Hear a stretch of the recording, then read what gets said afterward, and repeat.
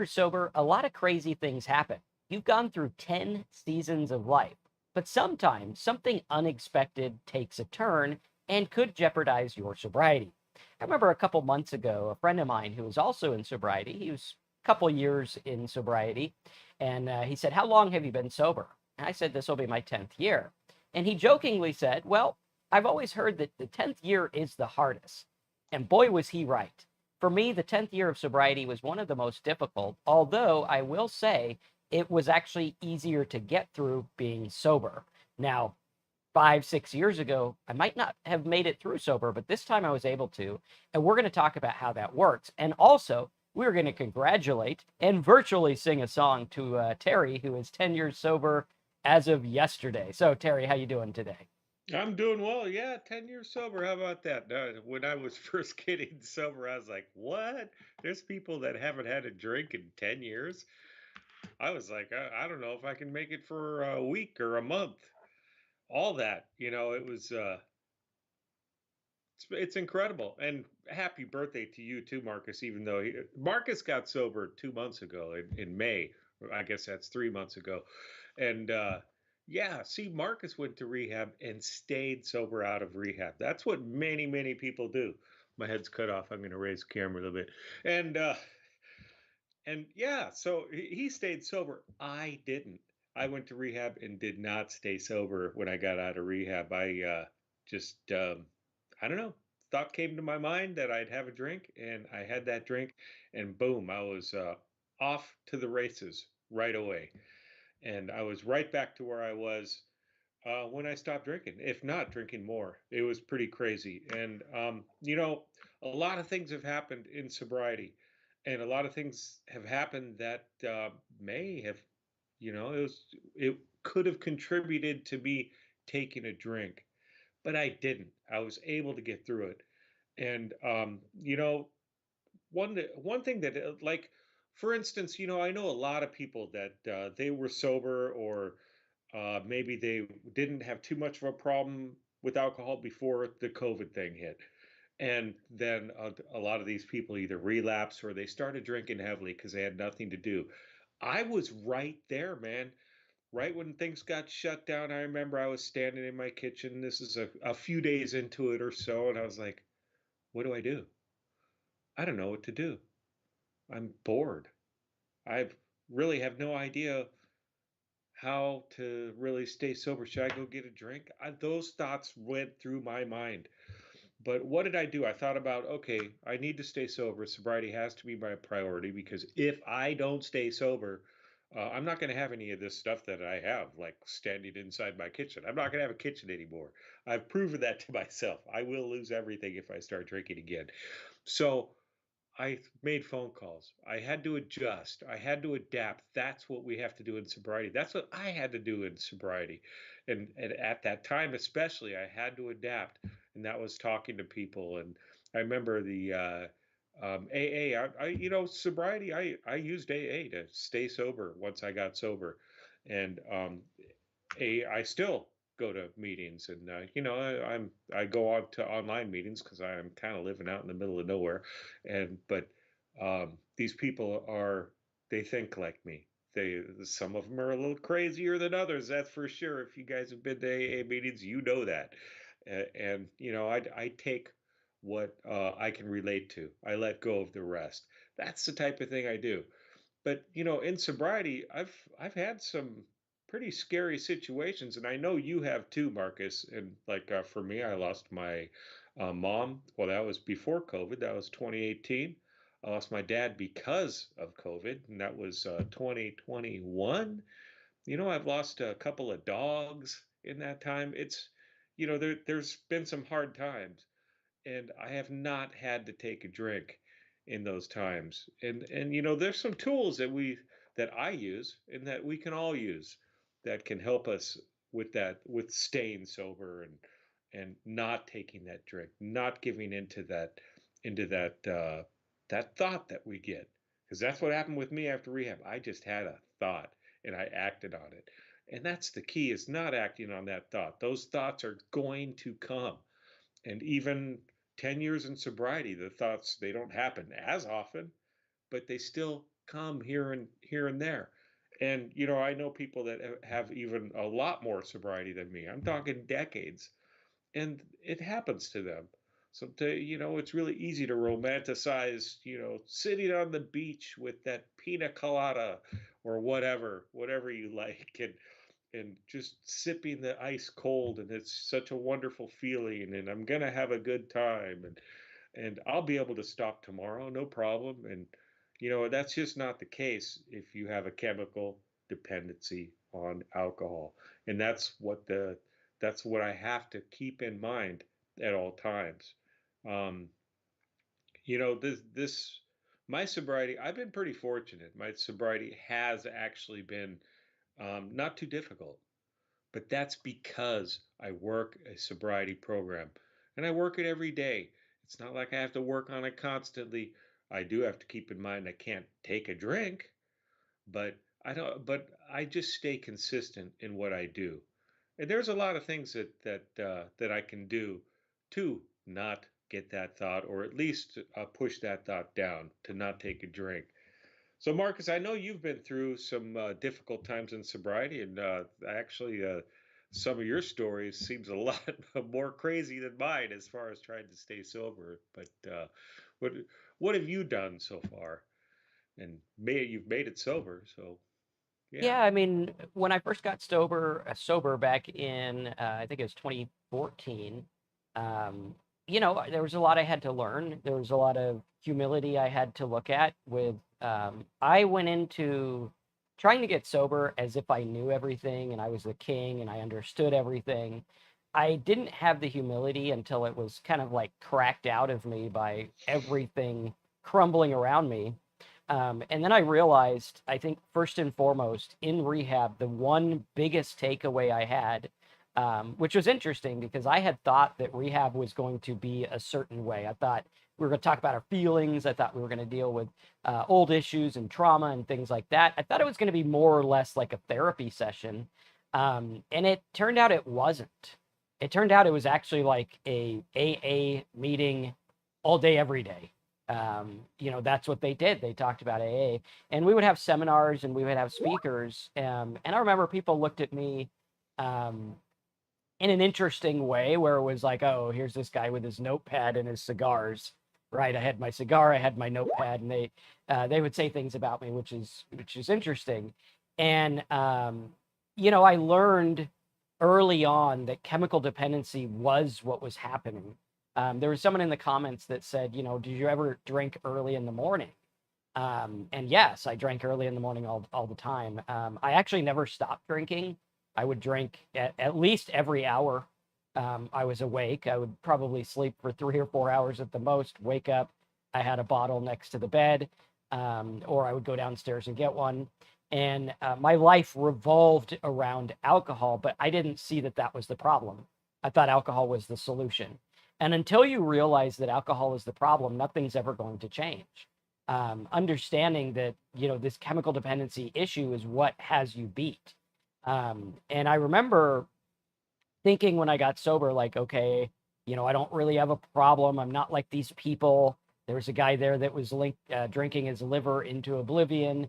There was a guy who was drinking his family farther away from him. There were people that were homeless, people that had nothing. And I wasn't like them. I was an upstanding, functional alcoholic. And the word functional is not the right word, because you're not functioning. You're not functioning properly. You are chemically dependent.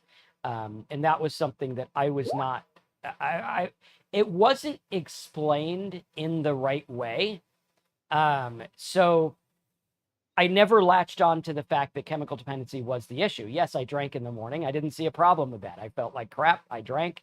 Big deal, right? I mean, it's, 8 hours ahead in England or whatever is what I told myself. So it wasn't that bad. And going through, I think the big takeaway was, yes, you're chemically dependent. Your life is unmanageable. You think you're functioning, but you're not. Because even though it might look like you're functioning to the outside world, you know that you're not. Like Terry wasn't on the streets. He had a nice house in the Bay Area. He didn't have to work, but I mean, I think if you looked at his work situation, it was like, yeah, I'm kind of tanking that. I could do better at it.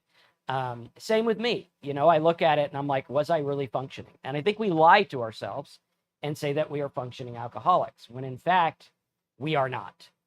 We are not functioning. That's a lie. Um, we are barely making it through.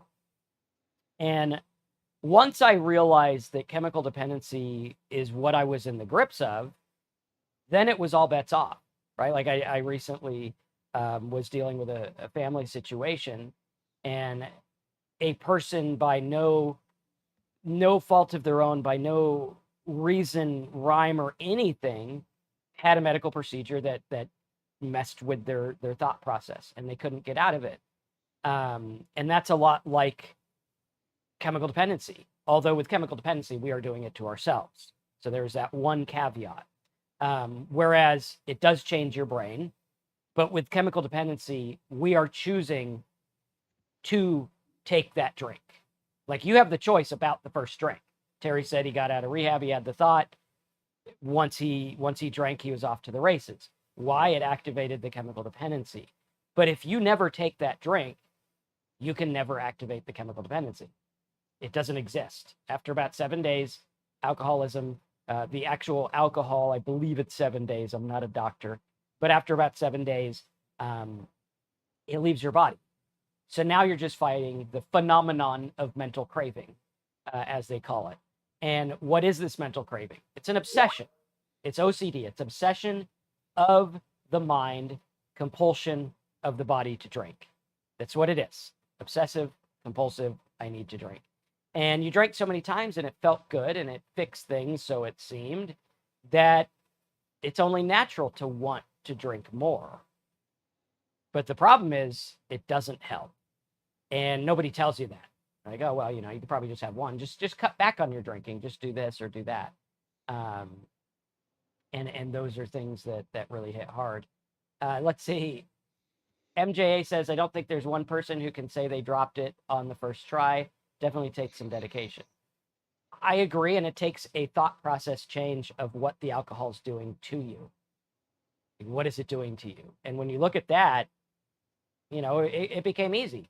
I remember in rehab, they were like, you are destroying your life by your own hand by taking alcohol. That was it. Yeah, Someone says, oh, go ahead. oh no, I was just going to say, yeah, it's difficult. And that relates to what JM was saying. I've got two close friends who are alcoholics. They both lie to me and say they haven't drank for 3 months, but you can smell it on them. And then you ask, how can I help them get sober? And yeah, that's along the same lines. It's just they're chemically dependent, and it's a difficult thing to do because what are you going to do? You're going to say, you smell like alcohol. I think you have a problem. Um, Maybe you ought to think about quitting. They're going to withdraw from you if you just start accusing them. That's what I did. People, and I had friends say, "Why don't you just quit?" And I just withdrew from them and went and just eventually just hung out in my house where I didn't have to be accused of anything and stayed away from everybody and isolated and all that. Then I was free to drink as much as I wanted. And unfortunately, what happens with most people, not all, but what happens with most is they have to hit some sort of a bottom as far as lose their job, lose some relationships, whatever the case may be, maybe even get hospitalized. That's what it was for me. And it's tough. It's A person is not going to quit if they don't want to quit. It's just not going to happen. And sometimes I do have some people. I have a friend who he's 39 years sober, I believe by now, maybe 38, somewhere around there. Anyways, a long time. The courts made him stop, and he did stop. But at the same time, he is the one that had to make that decision, and he's very open about that. Is yeah, the courts were they helped him into sobriety because he had no choice. But then after he did get sober, he realized, no, I think I really do need to stop because I'm not going to survive much longer if I don't. And that's why it's a difficult thing. And your friends, it's tough. It's tough to watch your friends or loved ones go down that rabbit hole. And all you can do is just mention to them, you know, I'm here if you need me, and support them if they do try to get sober, and try not to uh, try not to be too negative towards them if they do start drinking again. Just to say, hey, when you're ready, I'm here for you again, and just keep supporting them. And and when they do want some help, steer them in the right direction. Get them to a doctor. Get them to meetings. Get them into a program, something like that. And that's what helps me the most. And it's interesting because Dave Johnson's been on here since we started this, really. And we spoke with Dave on a private call, and it's whenever Dave makes his comments, it's like, yep, that's me. And I used to think I was unique and nah, nobody's got the problems I have. Nobody drinks like I do. Nobody does this. And every time whenever he makes his comments, it's like, wow, that's just like me. You know, maybe we took a slightly different road to get here, to get into the point of chemical dependency, but really the solution is the same, and our stories are very similar to each other. We're not unique. This is a problem in society today, and it's something that I don't know.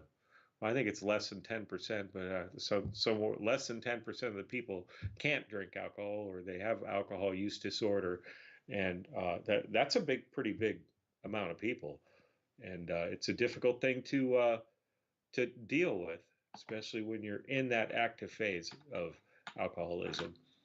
And once we get it stopped, then we have to learn how to deal with life in a new way. I mean, my answer was always alcohol. And this is one of the issues with in that 10 years of sobriety that I've had to deal with is how do I deal with situations? There's one thing that is kind of great about, well, it is great about sobriety, but it's also um, one of the difficult things in life that we have to do. And that is, I can't blame alcohol on my problems anymore because I'm not drinking. You know, if I'm having financial situations or relationship issues or whatever, it's not the alcohol doing it because I'm sober. It's me. So I have to take responsibility for my actions. But being sober, I'm able to now. I'm able to be responsible. I'm able to live a better life and help other people. I don't have to be so self-centered anymore. I can reach out and help people whenever they need it. That helps a lot. That gives me a lot of freedom. I'm free to do anything I want as long as I don't take a drink. So I'm not free to take a drink. So there's a lot there. Being sobriety is for me, it's a great thing.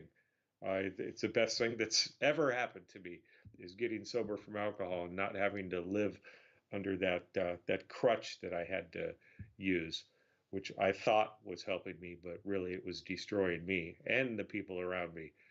It's great. Sobriety's a really cool thing, and yeah, that's let's hit some more of these comments. Uh, let's see here. Well, It's telling MJ says I didn't feel like I smelled like booze, but I knew I did. And I just wanted to hit that really quick. Mhm. Yes, if you're drinking, you don't think you smell like booze, you do. You're not hiding it from anybody. They're just not calling you out on it. So, but yeah, which one are you going to talk about? Let's see. I'll just do the next one. JM. A friend will still ask for a ride to get cigarettes and will sneak alcohol and chug it in the bathroom before he comes out of the gas station. Yeah, I mean, I got to the point where I would literally do anything to drink. That was my obsession, and I couldn't get away from it, which was difficult, but luckily I did get sober. And like Terry says, it is the best thing that ever happened to me. I thought it was going to be the worst. I thought I was going to be this miserable, I can't drink anymore person. But it gave me so many good things in my life um, that it was crazy.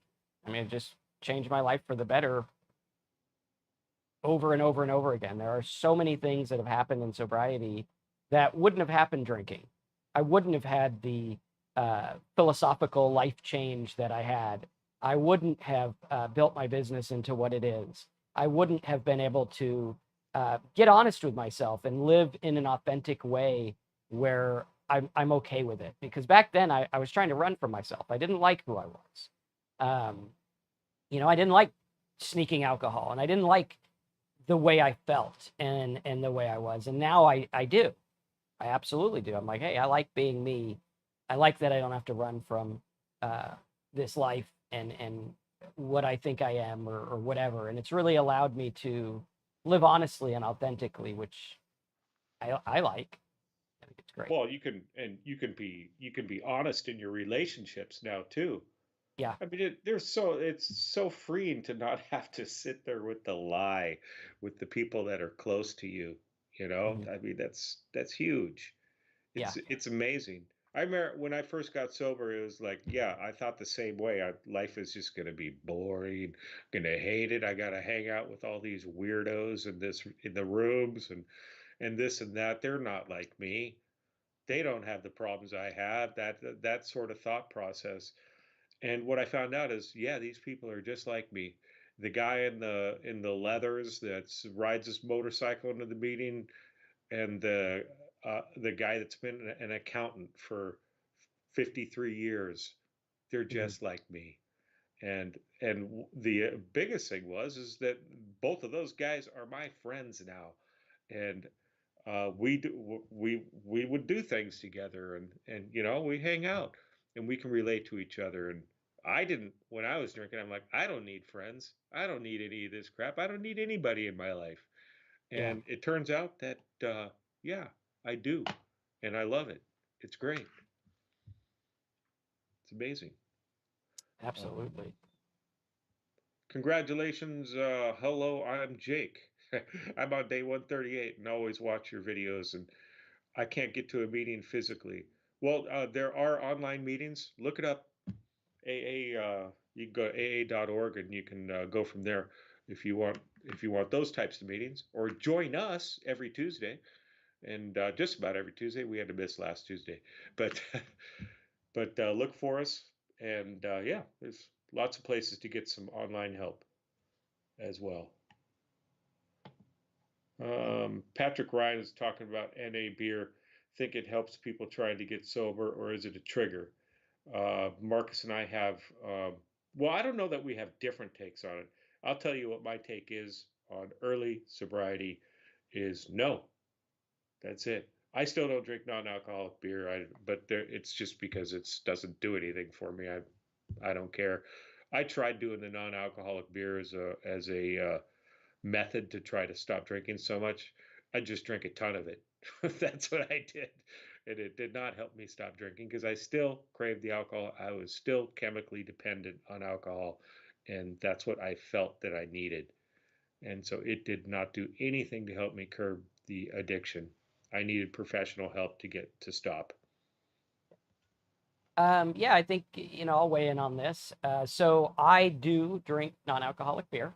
Um, I started with the 0%, and then I went to the ones that are like 0.5, which is hardly detectable. It's like, I think the same amount that's in some fruit, Um, I will say that I did not start drinking non-alcoholic beer till 5 years sober. I did have a very big support group around me that I said, hey, if I act funny, tell me. There was a risk. Absolutely. I'm not going to sugarcoat it.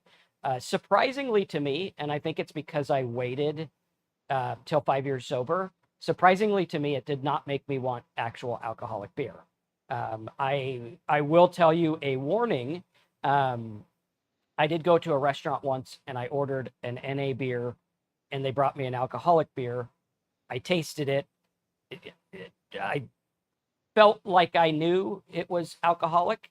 And I had a little bit. I double chested it. I didn't go downing it or anything. I actually didn't want it. I didn't like it. It was like, okay, you gave me the wrong one. And she, fixed it and gave me the right one. Usually, if you have NA beer, they're supposed to bring it in the bottle and pour it at the table so that you can see it, which is a good idea. This time she did not. So that's a worry as well. But I would say don't even focus on your sobriety for 5 years or more.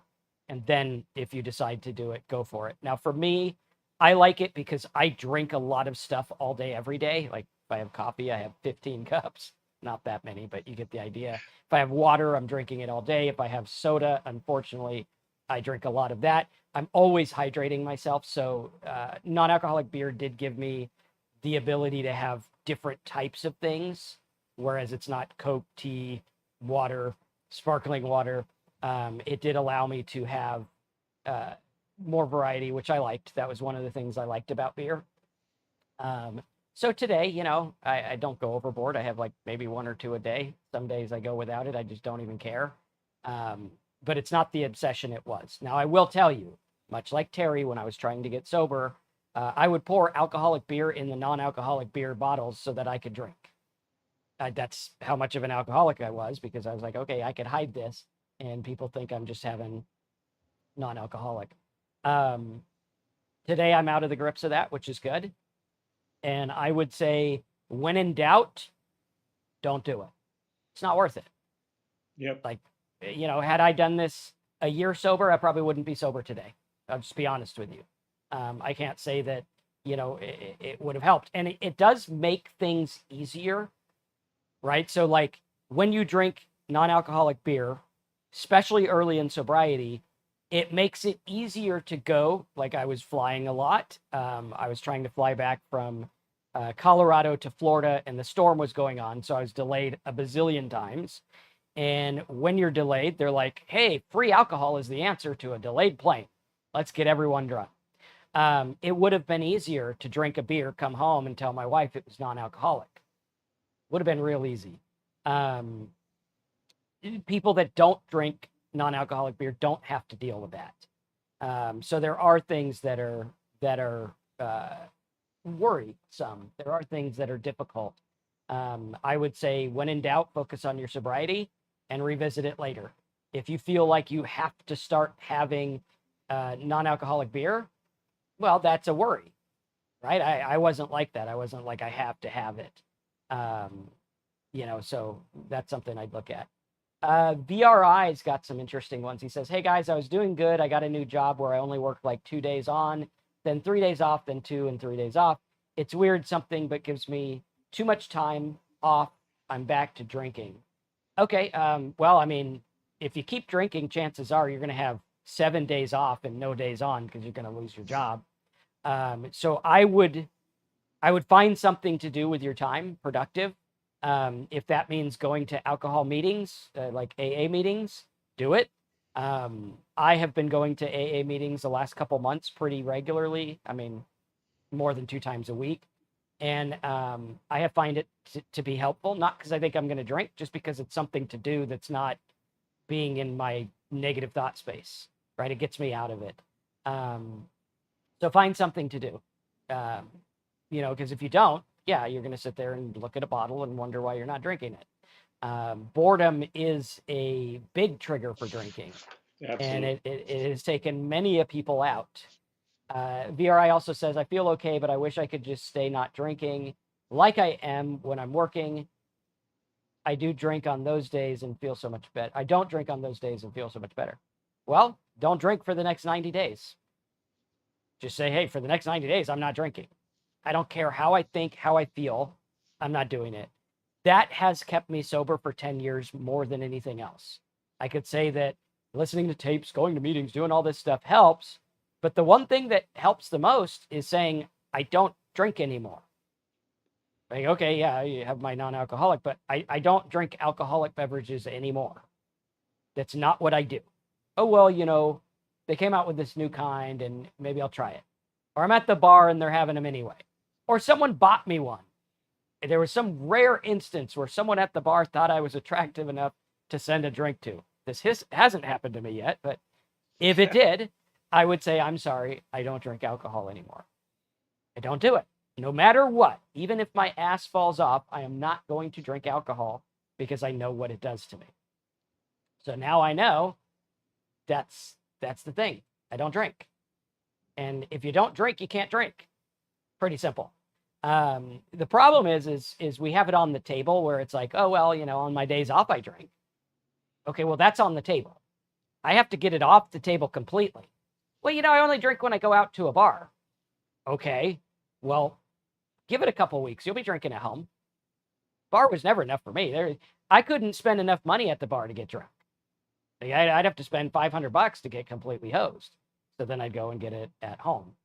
VRI says, thank you for your input. I'll try. I've been doing this lifestyle since my teens and I'm 51.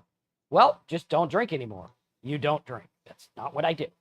Um, and find something else, watch documentaries on Netflix or something. Go to a sober group, go take up a sport, go to the gym, right? Something. I find that in sobriety, there are things that make me feel way better than I felt drinking. It was just a lie because the drink was easy. Now I'm like, wow, I don't want to go to the gym. I hate it. The other day I tweaked my wrist at the gym. I don't like going to the gym. I'd rather sit and not work out. But after I go, I feel great. I'd rather not. Like today, I woke up late getting ready.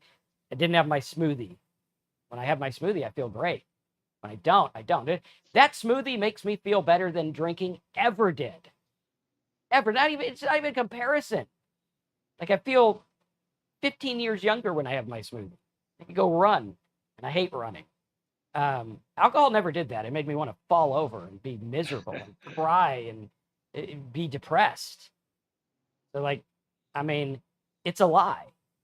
And once we realize it's a lie, then everything starts to change. I think you need to turn your camera back on there, Terry. Yeah, this camera. It turns off Up after there we 30 go. minutes. I can't figure it out. There we go. All right. I'm back, right? It's like, hey, you guys are talking too much. Yeah, I'm out. Yeah. I think your camera went to the bar. It was out. that's right. And then my YouTube feed went to a commercial. There you go. That commercial that's always on, but I'm not going to tell you which one it is. But Hopefully it's it's not an alcohol commercial. That no, would be it's not. terrible. It's not at all. But yeah, no, you've made some really great points, and doing something else. And one of the things that I really focus on in sobriety is doing things that make me happy. And I don't know what that is for you, VRI, but for me, I've said it practically every one of our shows, but that's for me, it's spending time with the family, walking the dog, riding my bike, getting out in nature, things like Mhm. that. And that's the sort of thing I do. And in fact, I so much enjoy cycling that I'm the president of the bicycle club in our city. I don't know how that happened, but but anyways, no, it's fun, and then we get to have coffee afterwards and eat way too many pastries because we just rode 50 miles or whatever. So well, we get to, Mhm. but that's one of the things, and that's another thing that I think about when I'm in my sobriety is I get to do all these things. When I was drinking, I did not get to do stuff because I had to drink, and I had to do whatever I felt like. I had to do whatever I could to make sure I had enough alcohol, to make sure that I wasn't going to run out, to make sure nobody knew that I was drinking so that they wouldn't call me out on it and then I'd have to quit, you know. So back when I was drinking, I was a slave to it. Alcohol ruled my life. And it doesn't anymore. So now I get to do all these things in life. And also, well, I mean, not to mention I survived, which I may not have if I kept drinking. So it's pretty amazing. Oh, so you have guitars and you have a Corvette, nice. And it's not like you don't have anything to do. It's just sad that I can't play when drinking or go to car meets when drinking. Yeah, right. It's tough. And trying to do, I don't know if you're trying to stay stopped on your own. That's also a very difficult thing to do. Maybe find some other sober alcoholics that can that they I'll bet you a lot of them have similar hobbies as you. I know a lot of a lot of the recovered alcoholics. They suddenly have money, so they have the nice cars like the Corvette. A lot of them are musicians. There's a lot of sober musicians out there, and there's always going to be somebody that you can hang out with that can relate to what you're going through and that can help you get through the issues that you're having because they've been through it. So just keep on trying. You'll get there. and just take it off the table. Just, Yeah. hey, I don't drink anymore. That's not what I do. Other people drink. I don't. I don't drink anymore. Like, make it a resolution. I know it sounds simple, um, and that part of it is. Implementing it is not simple. Right. But the part of like, when I got a rehab, I was terrified of relapse. Terrified. And this might be why Terry and I had different paths right out of rehab. Um, I was terrified. I asked every counselor there, how do I not relapse? How do I not relapse? What did you do to not relapse? Because I knew if I drank again, all bets were off. I would lose everything because I cared so much about the drink that, you know, nothing else mattered. And when you have the drink, it'll make you care more and more about the drink, and less will matter. And so I became obsessed with, how do I not take that first drink? A lot of people are like, how do I stay sober for the next 10 years? Screw that. How do I not take the next drink? How do I not do it? How do I get to a place where, yeah, when that girl brought over the alcoholic beer thinking it was non alcoholic, how did I put that away? Because every day for the last, I don't know, I think that was 7 years sober, maybe 8. Because every day I worked up the muscles of, I don't drink, no matter what. You know, she gave me an alcoholic beverage. I could have downed it and nobody would have known. It was only me and my daughter. I could have downed it. She wouldn't even know. But I said, you know what? I don't drink anymore. Even if my ass falls off. And last time I checked, someone bringing me an alcoholic drink, my ass was still intact. And so realizing that was key. Yeah. And that is what keeps me sober. Yes, indeed. Me too. Don't drink, no matter what. It's tough, but you can get there. Absolutely. All right, guys. I think that's about it for today. Any last minute words? What would you say to someone just getting sober now that you're 10 years sober? What would you say, Terry? I think just put sobriety. It needs to be the most important thing that you're working towards, especially in early sobriety. And things will get better. All those sober alcoholics are going to tell you that it is actually true. They may get a little worse at first, but they will get better. But keep on trying. If you're having troubles, you need to step it up more. You are responsible for your own sobriety. Other people can help you, but really it's up to you to stay sober. You can join if you guys want to support us. Go over to talksober.com and we have you can join our recovery class. It can help you stay sober. It can help you with sobriety in many different ways. There's lots of videos and PDFs and exercises there, and check us out there. And next week we're going to talk about I'll kind of along the same lines a little bit, is how can you actually enjoy life in sobriety. We're going to get into a little bit more detail, like going to concerts, going on vacation, that sort of thing. How do you do that? So hit us up next week too at the same time, same place, and really appreciate you all being here. All right, guys. Thanks for being here. Check out talksober.com, support the channel, and let us know in the comments